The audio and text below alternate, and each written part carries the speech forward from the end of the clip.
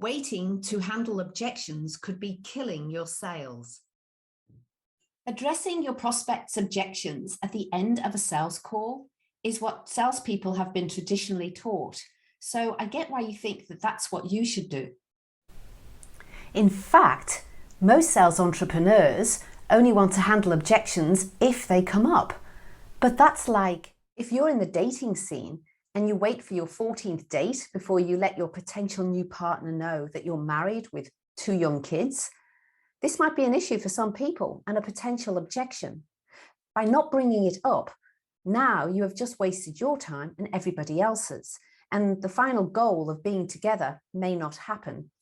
If the potential objection had been brought up early in the conversation, that would make it a lot more efficient. And by bringing up these things early in the conversation, it can save a lot of time because you're able to move through more people that you can then qualify and address any potential objections that they may have.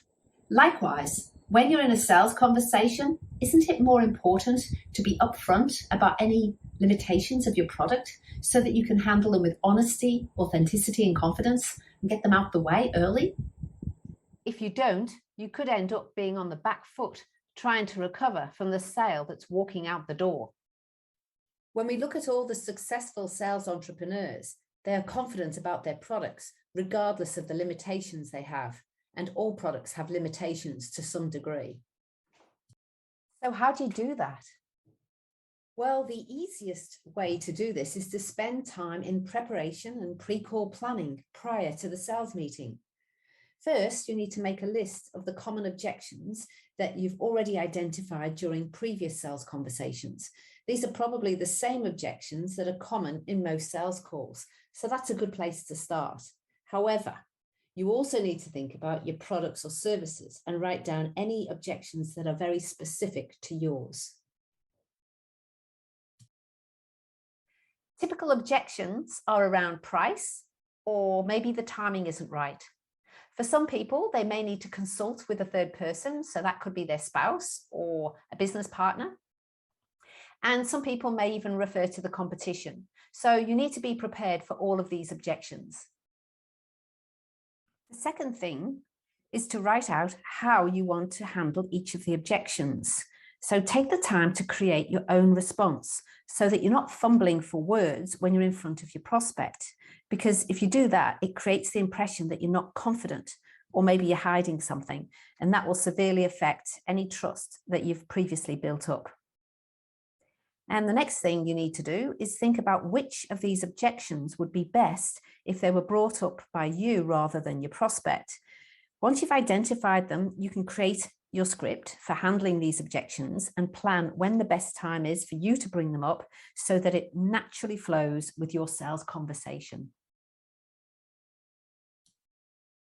The key is to be prepared for all known objections and be ready to handle them confidently if and when they do come up. The more sales conversations you've had, the more likely you've heard those objections before. So you can be confidently prepared to handle those objections in any future sales calls. Now, the objection of price is a bit different. Ideally, we don't want to be talking about price up front. In fact, it's an objection that's best left till the end of the conversation. But rest assured, your prospect will have it in the back of their mind. The best way to handle the price objection is to position your product in such a way that they can see the value that your product is going to bring to them in solving their problem. Ideally, during your sales conversation, you're going to uncover the key issues and concerns that your prospect is facing. And when you do that, you're also able to position your product in such a way that it demonstrates that your product is the perfect solution for their problem. And the value of your product far exceeds the price that you're charging. When this is done well, the issue of price at the end of the sales call should not be a problem. If your prospect brings up price early in the conversation, which sometimes happens, be prepared in advance on how you're going to handle that situation. The best way to handle it is to acknowledge them without disclosing the price and politely direct the conversation towards the importance of being able to complete your sales presentation in full, because ideally you want to make sure you cover off your value proposition first. Price should never be discussed before you've had a chance to present the value of your product. Every sales meeting will be different because every prospect is different. They will have different problems, different needs, and they'll ask different questions. And of course, they'll have a range of different objections.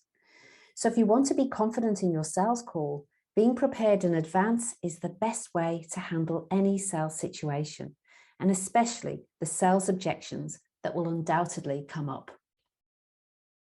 So do you want to continue to be afraid of handling objections and wait to be surprised at the end of the sales call, where you might risk putting a lot of effort into selling and not getting the sale? Or do you want to stand out as being honest, authentic, and confident because you're able to handle objections in a natural, smooth way that says to your prospect that you are confident about yourself and your products? And if you do, I'd like to send you a copy of my free ebook, which is called How Confident Sales Entrepreneurs Master the Gift of an Objection. And what it includes is the solution to the 5 typical sales objections that you're likely to get in a sales call. So if that's of interest to you, then click on the link below and I will send that straight over. Thank you for watching.